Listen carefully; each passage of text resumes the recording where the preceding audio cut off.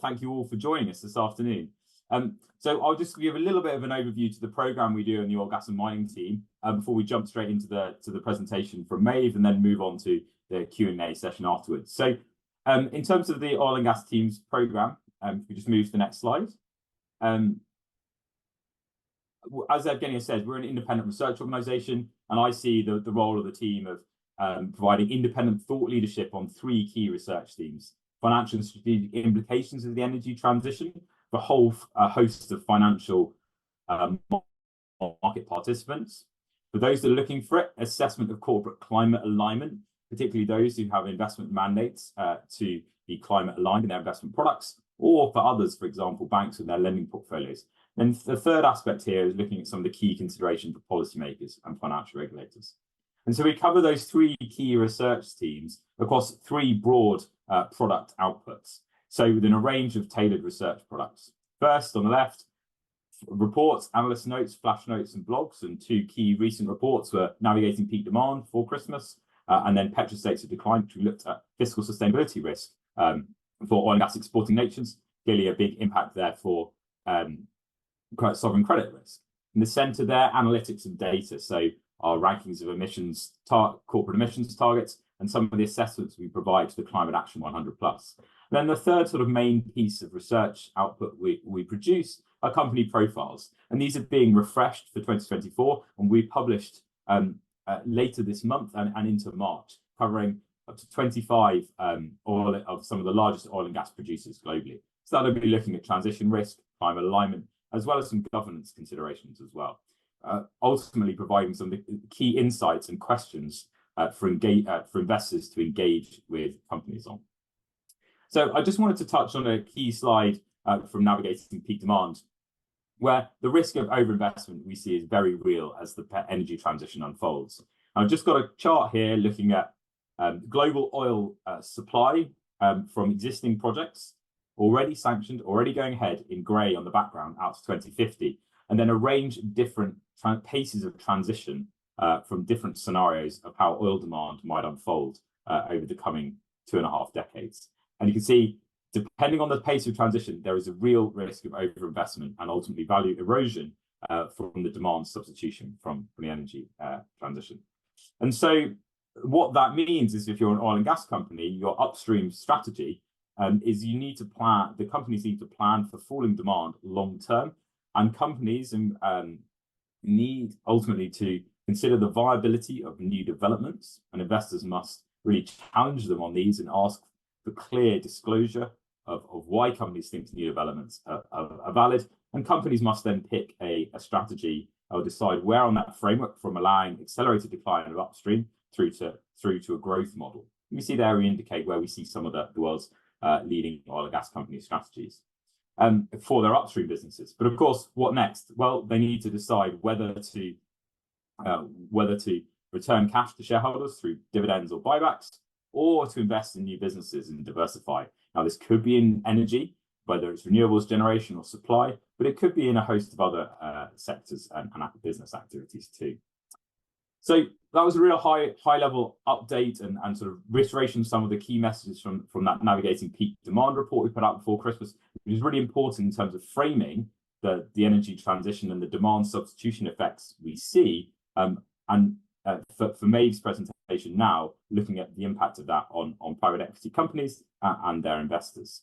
So Maeve will now go through the presentation and summary of the key messages from her report, around 15 minutes, and then we'll move into a Q&A session and open it up to the floor. So please do continue to send those questions in through the Q&A function.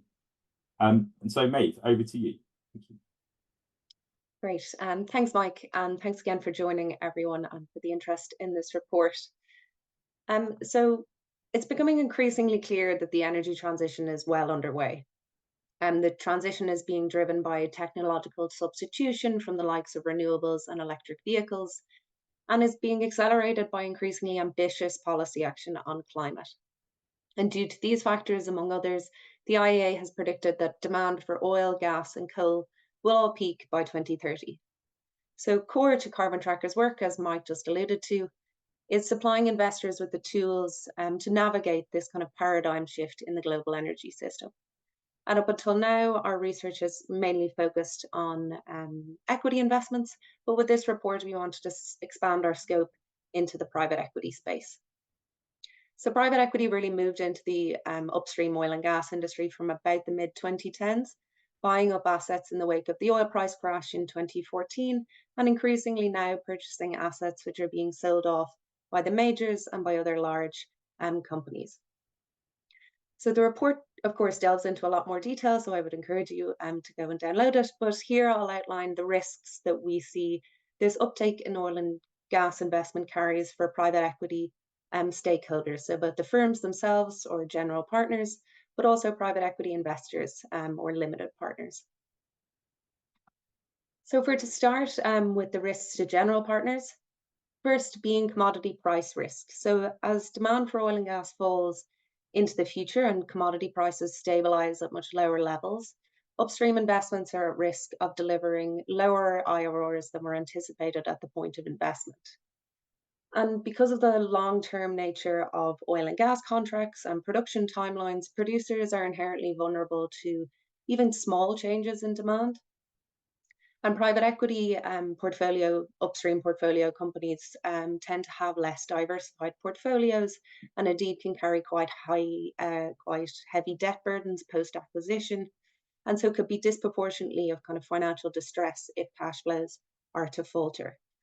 So on page 11 of the report, we delve into some of the private equity bankruptcies that happened during the COVID-19 market turmoil. And of course, that was a shorter, sharper demand shock than the energy transition will be, but I think still serves to illustrate the vulnerability of the sector to changes in levels of demand. And so one of the consequences of falling commodity prices, or indeed of accelerating policy action on climate, could be an acceleration of decommissioning liabilities or asset retirement obligations, as they're known in the States. So if decommissioning is brought forward in time and these liabilities then increase in kind of present value terms, and the asset can kind of flip from being an asset to being a liability on the balance sheet. And so in the report, we give the example of Hagen London Oil PLC, which entered into bankruptcy about 2 years ago after its decommissioning liabilities accelerated and therefore increased, and the company could no longer meet its financial obligations. Moving on then, so exit strategy uncertainty. We hear a lot in the financial press at the minute about how the exit market for private equity writ large has turned rather sour. Higher interest rates and a kind of a tepid IPO market have made traditional exit routes for private equity investors a lot more difficult. And we see these challenges as potentially being amplified for those who are attempting to dispose of exit oil and gas assets. And the likelihood of an upstream IPO in many markets seems to be rather slim, and the pool of what would have previously been natural strategic buyers is shrinking in many markets, particularly in non-core markets, where the majors and other large companies are consolidating rather than expanding their asset base. On the other end of the spectrum then, so we've heard about difficulties in the exit market, but we're also hearing about challenges in the fundraising environment. So there's already quite stiff competition between private equity firms for access to capital. And given the increasing wariness amongst a lot of institutional investors about investing in carbon intensive assets. So we see now lots of institutional investors have climate or transition mandates, or they've got net zero targets, and they're members of some of the initiatives like the Net Zero Asset Managers Initiative. We think general partners who have upstream exposure in their funds risk kind of courting exclusion from many of those would-be investors, or indeed those who would invest or are willing to invest in a fund with upstream exposure could well demand a higher risk premium to compensate for the kind of hassle factor of being an oil and gas investor. And so if we were to look into some of the risks of what being an upstream exposed limited partner would be, first, of course, kind of lower than expected returns. So that's kind of moving the commodity price risk argument up the investment chain. And so one energy fund that we came across while researching the report was being advertised with about a 25% target gross IRR, which is a quite high rate. And should technology substitution trends or indeed climate policy action accelerate, even in the next kind of 5 to 10 years, the resultant effect on commodity demand and therefore commodity prices could well see these investments generate lower returns than what LPs were advertised at the point of making their commitments. Somewhat relatedly is the risk of committing to a fund based on inaccurate valuations being presented by the GP. And so if a private equity firm fails to model potential future low carbon scenarios, which are there in the chart on the right, when making their financial projections, there's a risk that the underlying oil and gas investment or the returns anticipated could be overestimated.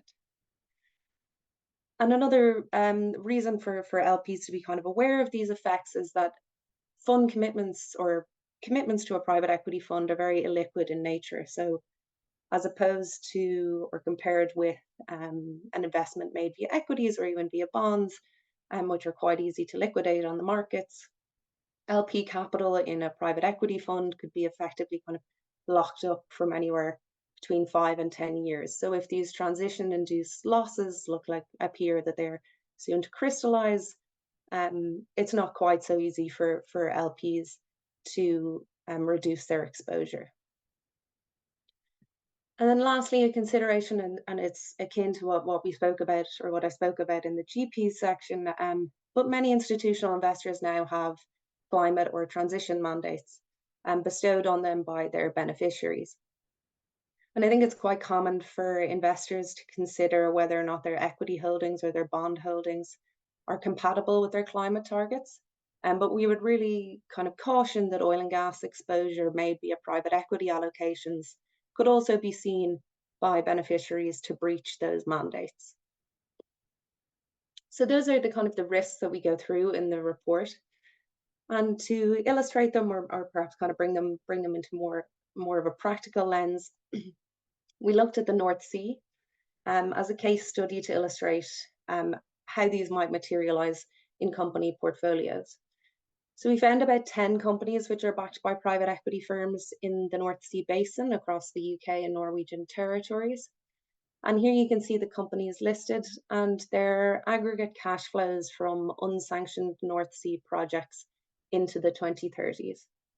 So we looked at these cash flows under different transition scenarios to see how they might fare under different trajectories of falling demand. So in the blue, you have the slow transition for which we use the IEA's STEP scenario as a proxy. And you can see that the cash flows remain kind of broadly positive, at least for unsanctioned assets. But under a moderate transition in which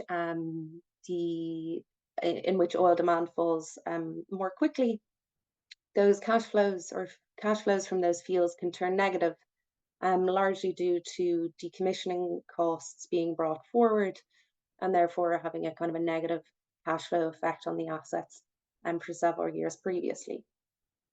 And of course, so these are for unsanctioned projects, but for sanctioned assets, the risks are very much kind of the same. And while cash flows don't quite turn negative, we do find that they are significantly reduced under a moderate transition scenario. And again, the results for the sanctioned and unsanctioned assets are both available in the report. And so more broadly speaking, the wider risks to North Sea investors, policy action is certainly an issue. So the Labour Party has stated that they intend to ban new licensing rounds should they be elected at the next election, which could have implications for companies who are planning on pursuing a strategy of expansion into new fields. Likewise, policy action on emissions could have significant cost implications for producers. Both the Norwegian and the UK territories, I should say, have quite ambitious basin decarbonisation targets, and meeting those will require significant investment from producers on efficiency improvements and making gains on kind of methane flaring.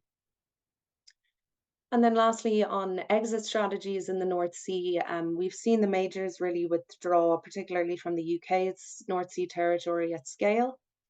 And so we would really urge GPs to question where they might offload these assets to, in light of the kind of retreat of many large operators from the basin. Otherwise, an IPO, we've seen, at least on the London Stock Exchange, 1 or 2 IPOs being pulled in recent years, or upstream IPOs being pulled in recent years, and other ones being met with quite kind of subdued investor interests. So again, just really kind of drilling home that both policy action on climate and also kind of souring exit strategies can really have an effect on the realization of gains from these investments. So if we're to kind of sum up on what we think stakeholders should do, or what we think people should be aware of around these issues, as for general partners, really to ensure that you're modeling different paced transition scenarios in your financial projections. So to ensure that you're not kind of reliant upon quite a view of the future in which demand stays very elevated, and that you insulate yourself a bit against potentially faster paced scenario or transitions, to evaluate potential exit opportunities to ensure that there will be either a buy or a potential for an IPO when the investment is due to be exited, and to also consider the reputational impact of having oil and gas exposure, and whether or not that will have an effect on your ability to fundraise. For limited partners, we'd stress to be aware of the risks of potentially lower returns into the future as the energy transition accelerates, and also to question the demand scenarios that your GP is using to underpin its investments and financial projections, to ensure that their view of the future and of future demand aligns with your own. And lastly, then, to ensure that your private equity allocations do not breach mandates given to you by your beneficiaries, and to ensure that they may not jeopardize the achievement of climate targets. And lastly, I'll just touch on it here. We kind of spoke about policy action already, but for what regulators should be aware of is really to monitor transactions of assets from listed to private equity companies carefully. These transactions can often lead to assets being stewarded by operators with less ambitious climate targets than the seller might have had, and also to be aware that asset sales could have an impact on the asset's ability to be properly decommissioned, in that the buyer would need to set aside the requisite funds to fund the decommissioning of the asset once it falls due. And lastly, to evaluate private equity valuations, and just more broadly the exposure of the private equity industry to the upstream sector, as the kind of materialization or crystallization of transition risks to private equity firms and to the private equity industry could have kind of a knock-on impact throughout the financial system. And so those are what we think stakeholders should do off the back of it. And I'll wrap up there and pass back to Mike for our Q&A. Brilliant. Thanks very much, Maeve, for running us through some of the high-level messages from the report. I would stress there's an awful lot more in the report Maeve wrote, Privatised Wide Shut. So I would encourage you to download that and go into some of that in more detail. Clearly, we don't have time to get into more of the nuances of all the detail in such a short session. So we'll now move quickly onto the Q&A session, and please do I do encourage you to put questions into the chat. We've had quite a few in already, but please keep them coming. As you say, if we don't get a chance to respond to them during the session this afternoon, then we will absolutely follow up with you. And please do reach out to us in the meantime as well. So first one is one from David. Maeve, you've mentioned decommissioning liabilities. Perhaps you'd expand a little bit more on that and some of the risks that the risks that pose to those groups of stakeholders you shared. Yeah, sure. Thanks, Mike. So for companies themselves, essentially, decommissioning liabilities need to be saved for long in advance of the decommissioning actually taking place. And Carbon Tracker has a team indeed dedicated to this topic. But broadly speaking, the risk is that if the decommissioning liabilities are accelerated, then that they increase in present value terms, and those cash flows from the assets remaining life may not be enough to cover those kind of increased liabilities. I think as well another factor to consider around decommissioning liabilities is from the regulator or the regulators, or indeed the state's perspective. As asset sales from kind of bigger or listed companies to private companies could entail the assets moving from an operator with quite a large capacity or a diversified portfolio to smaller companies with less diversified portfolios who may be at a higher risk of or who may be less able to pay the eventual decommissioning costs. Great. Okay. And so I think that asset sales from the listed to private is a really important point. And so the transfer, both the acceleration of the arrows and that asset sales piece, and actually there's a lot of pressure on listed companies to reduce production, but there are some issues around them selling assets in a kind of irresponsible or a non-responsible way. Okay, so moving on to the next, we've got a question here from Pretty. So several successful PE exits in the Permian have happened recently. How do you reconcile some of those with the risks that you're showing here in the report? Yeah, so there have been several private equity exits in the Permian. And I think the Permian is kind of a unique example because we have seen a flurry of not just private equity backed, but M&A activity there more broadly. And I think what we would say that's down to is that those projects are very much short cycle, shale, unconventional projects, which can come online quite quickly and which are depleted very quickly. So in that respect, those type of projects carry potentially less exposure to long-term transition risk, given the fact that they will be exhausted quite quickly. So I would say that while the exit risks in the Permian may not be as acute, that those in kind of non-core markets, or at least those for conventional assets, are still very much an issue.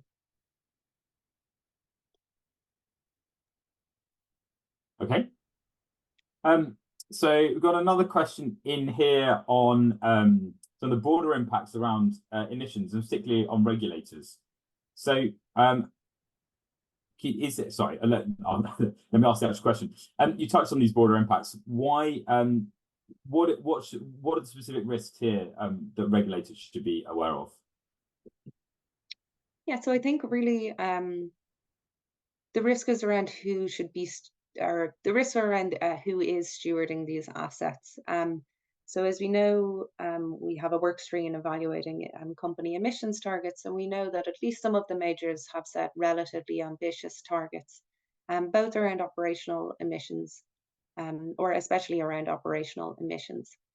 When those assets are transacted to private equity-backed companies, at least in the North Sea, we found that they largely then go to companies with much less ambitious emissions reductions targets.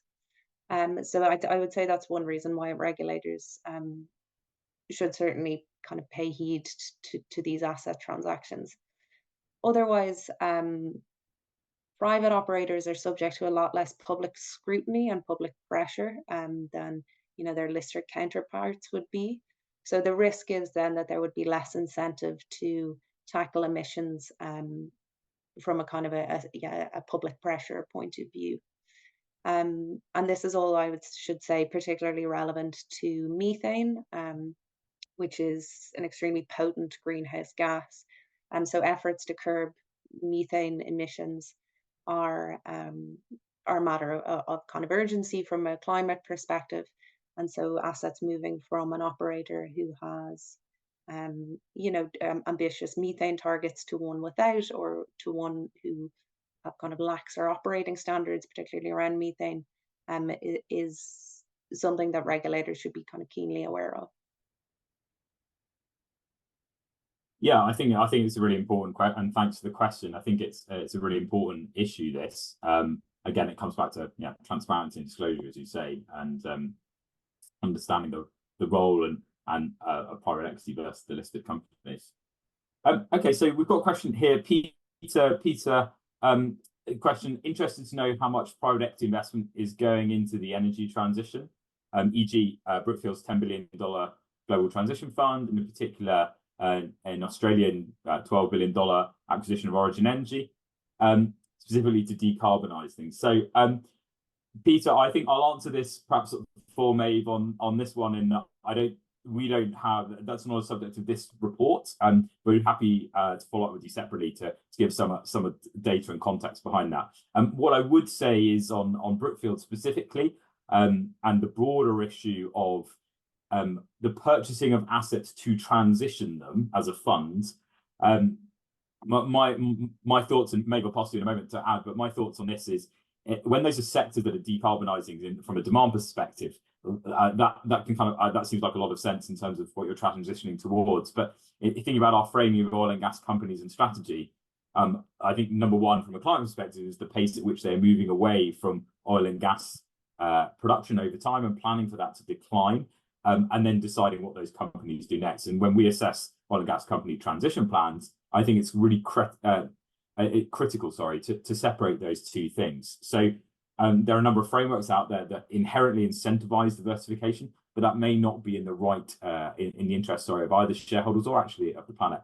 On those specific funds, then if you're buying oil and gas assets because you're going to under a guise of decarbonising them, then I think it's really important that comes with appropriate disclosure, action, as Maeve was just saying, around methane and other things. And that if you're purchasing those assets, that you're at least upholding the standards in those and many other things that the original seller sent. But Peter, happy to follow up with you offline on that. Maeve, is there anything you wanted to add on that question? No, that captured it all there. Great. Okay. And then, so we've got a question in from Andrew. You talked about the implications of slow and moderate transition. What about a fast transition? What would be the impact on that? I know you didn't present, so Maeve, I know you didn't present data on that, but can you talk about that one? Yeah, well, I think the main answer is that all of these risks will be heightened. So if you're to take, say, for example, the IEA's net zero emissions scenario, which we use in some of our other reports as a proxy for a fast transition, what that really means is accelerated demand substitution and accelerated policy action. And so therefore kind of a faster decline in demand and faster decline in demand and corresponding a faster decline in commodity prices. And worth noting also that that's particularly relevant for new projects. So in the IEA's net zero emissions scenario, there's really no space for, or there's no need for production from any project sanctioned past, I think about kind of, or almost all projects sanctioned past kind of 2022. Okay. So please do keep those questions coming in. I've got a few more here to go through, and as I say, if we don't get to them today, we'll absolutely follow up with you over the next few days. So please keep those questions coming in. So we've got one here from Nadim. With declining demand, the focus moves to costs. Certain NOCs will surely supply under market prices, given they are often subsidise their domestic markets. This will leave all privately owned ONG, so assets highly exposed, so oil and natural gas assets highly exposed. So thanks, Nadim. Maeve, do you want to Maeve, yeah, thoughts on that one? Yeah, so I think that's fair enough to say. I mean, the NOCs have a much kind of lower break-even price on a lot of their portfolios, and so ultimately we think that they could very well be the kind of last barrel sold. And of course, it'll depend on the private operators, on each private operator and what the kind of cost of their portfolios are. But the reality is that the kind of most of the cheapest barrels are in the hands of NOCs, and so they are likely to be the ones supplying what the world's needs in years to come. But Mike, conscious you've written about this in reports previously, so do feel free to add if there's anything you would like to. Yeah, thanks. I will. And as you allude to, we've covered, we've looked at the NOCs. We looked at actually a little bit in navigating peak demand, and particularly some of the dynamics around OPEC. And the thinking there really is, as the market does move into an next growth phase, particularly for oil, what does that do? How does the oil and gas exporting nations, what do they do? And the reality is these countries own these resources, so they can, if you like, get away with receiving lower returns than the listed companies would require to meet their cost of capital and return expected returns to shareholders. So we definitely see a concentration and increasing market share for the national oil companies over time, which of course places yet further risks for the listed companies. The reports we've written on that beyond petrostate, and then most recently ahead of COP, we published Petrostates in Decline. I touched on that earlier, where we looked at some of the fiscal sustainability risk for those oil and gas exporting nations. As Maeve touched on earlier, we expect lower volumes long term, but you expect lower long term pricing, and we see those pricing effects impacting materially revenues, both for listed companies and for the oil and gas exporting nations themselves. For those countries, then it's around the knock-on impacts are about fiscal budgets and diversification of economies linked to the diversification and the transition of domestic energy systems, but very much separate and a broader issue about economic diversification. But for an investor audience, we see that as really important around sovereign credit risk and some of the changes we've observed. We've observed changes in the last 3 years in some of these oil and gas exporting nations in terms of a downgrade in credit rating, and we'd expect to see that trend continuing and potentially accelerating for a number of those countries that are covered. So NOCs, we see that as a big piece, and actually that's something that we'll be increasingly researching as part of our program. So conscious, we've only got about 10 minutes left of the talk, so we'll just go through a couple more questions here. We've got one in from Emily, so thank you, Emily, for sending this in. The issue that they have as an LP and often face is that private equity hold periods tend to be relatively short, 3 to 7 years. So GPs' motivations to address these risks is somewhat limited. And as LPs, they can't be sure we'll hold companies via our GPs when the impacts are predicted to occur. So I think this really talks to some of the timing issues here and liquidity risks. So I think this question there, Maeve, is how do you propose LPs engage with, address the private equity managers on some of these issues, given these hold periods and corresponding risk return incentives? Now, I'd say, Emily, we're probably not going to land all of this right now, but again, we'll be happy to follow up with you after the call. So Maeve, over to you on that one. Yeah, for sure. Thanks, Mike. And thanks, Emily, for the question. As Mike says, I can certainly pick this up with you on offline. But I think one thing to note is when you say that as LPs, we can't be sure we'll hold the companies when these impacts are predicted to occur. I guess to some extent that really depends on what the impacts you're concerned about are. If it's from a transition risk and a potential losses perspective, then yeah, in the next kind of 3 to 5 years, they might not be. But if the impacts you're concerned about are around emissions or potential alignment of this investment with your climate mandates or targets, well, then I think that certainly is an issue even within the next kind of 3 to 5 years. And I think that's something that you should be quite clear to your GP about to ensure that if you're, for example, seeking to achieve a Paris-aligned portfolio, that the GP isn't directing their oil and gas company to expand into new production, which they could easily do within kind of 3 to 5 years, or that they're to ensure that they're implementing other kind of metrics of Paris alignment, like Paris aligned emissions targets at the portfolio company. So I think there are, from that perspective, kind of points or pressure points that could be put on to ensure alignment with your own climate and investment mandates. And I might leave it there at that and pick it up with you over email afterwards, and just so we can get to a couple of more questions before the end.